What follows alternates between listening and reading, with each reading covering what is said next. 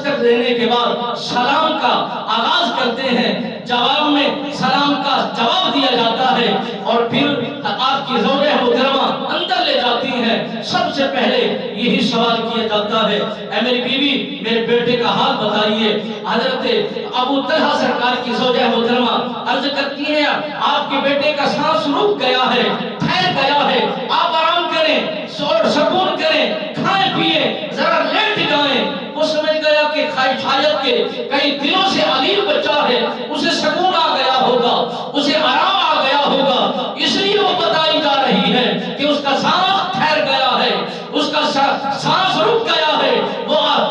اس حالت میں مبتلا ہے۔ حالانکہ حضرت ابو طلحہ سرکار کے آنے سے پہلے ہی وہ رخصت ہو چکے تھے، وہ اس دنیا کائنات سے اللہ کے حضور وہ پہنچ چکے تھے۔ وہ واویلا کرتی، آہو پکار کرتی، مار پیٹ کرتی اور برادری ساری کو اکٹھی کرتی کہ ایک ہی لال تھا، وہ مجھ سے جدا ہو گیا ہے، یہ میرے خاوند کی امانت تھی، میں اس کی امانت کی نگہبانی نہیں کر سکی، میرے ساتھ کیا بنے گا؟ نہیں، صبر تحمل کے ساتھ، استقامت کے ساتھ اپنے خاوند کو سنبھالا اور ایسے لاجواب باکمال جملوں سے نوازا کہ انہیں محسوس تک نہ ہونے دیا۔ ان کے تاثرات ایسے باکمال تھے، ان کے طرز کلام کی جو گفتگو کا مٹھاس تھا اتنا میٹھا تھا کہ آپ کے خاوند کو محسوس ہی نہیں ہوا کہ کس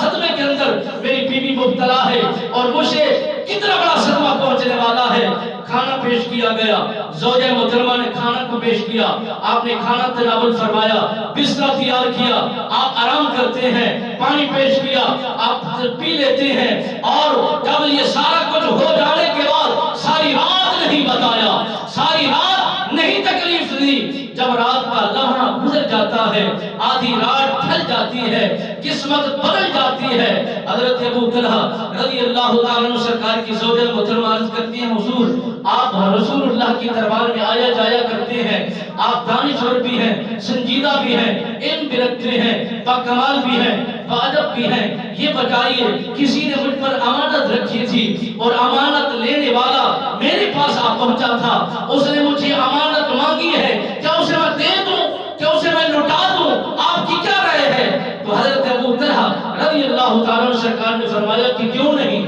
جس کی امانت ہے وہ مانگ رہا ہے تو اسے دے دینی چاہیے، جو لینا چاہتا ہے اسے لوٹا دینی چاہیے، اس پر تو تمہارا تکرار نہیں بنتا، اس پر تمہارا کوئی بحث مباحثہ نہیں بنتا، تم کیوں اس لیے اس بات اپنی امانت کو روک کے رکھ رہے ہو اور اپنی امانت کو اپنے پاس چھپا کے کیوں رکھا ہوا ہے؟ جس کی ہے لوٹا دو۔ آپ سرکار نے جب ذہن سازی پوری فرما دی کہ ان کو اگر آتے ہی ایک جھٹکا لگا دیا جائے، ایک صدمہ پہنچا دیا جائے، ایک تو ہو چکا ہے، دوسرا ان کے دل پر نہ گزر جائے، دوسری تکلیف کے اندر یہ مبتلا نہ ہو جائے، کسی مرض اور کسی دل کی مرض کے اندر مبتلا نہ ہو جائے، اس لیے صبر تحمل کے ساتھ فیصلہ کرنا شروع کیا، اپنی گفتگو کا آغاز کرنا شروع کیا، دین مصطفیٰ کے مسئلے سے اپنی بنیاد کو، اپنی گفتگو کا آغاز شروع فرمایا۔ جب یہ بات بن گئی، فتویٰ اور مسئلے کا حل بھی مل گیا، آپ نے عرض کی حضور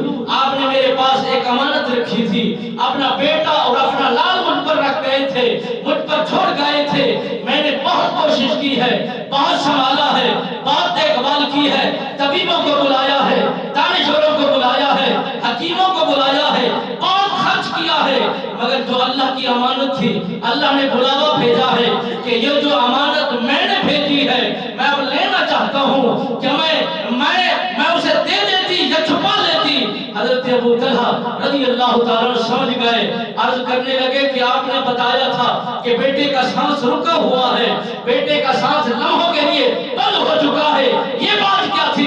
آپ نے عرض کی حضور جب بندہ انتقال کر جائے، بندے کے جسم سے روح نکل جائے تو سانس رک ہی جایا کرتا ہے، میں نے جھوٹ نہیں بولا، میں نے غلط بیانی نہیں کی، دل آزاری نہیں کی، جیسے آپ آ رہے تھے آنے کی کیفیت کو دیکھ کر میں سمجھ گئی کہ آپ کو فوراً ہی بتا دوں تو آپ پر صدمہ اترے گا، آپ کو تکلیف ہوگی، آپ مصیبت میں اتر جائیں گے اور کہیں نقصان نہ ہو جائے، اس لیے صبر تحمل کر کے آپ کو پرسکون بنا کے میں نے آپ کو بتایا ہے۔ حضرت ابو ہریرہ رضی اللہ تعالیٰ عنہ سرکار اس کے راوی ہیں، آپ فرماتے ہیں کہ حضرت ابو طلحہ صبح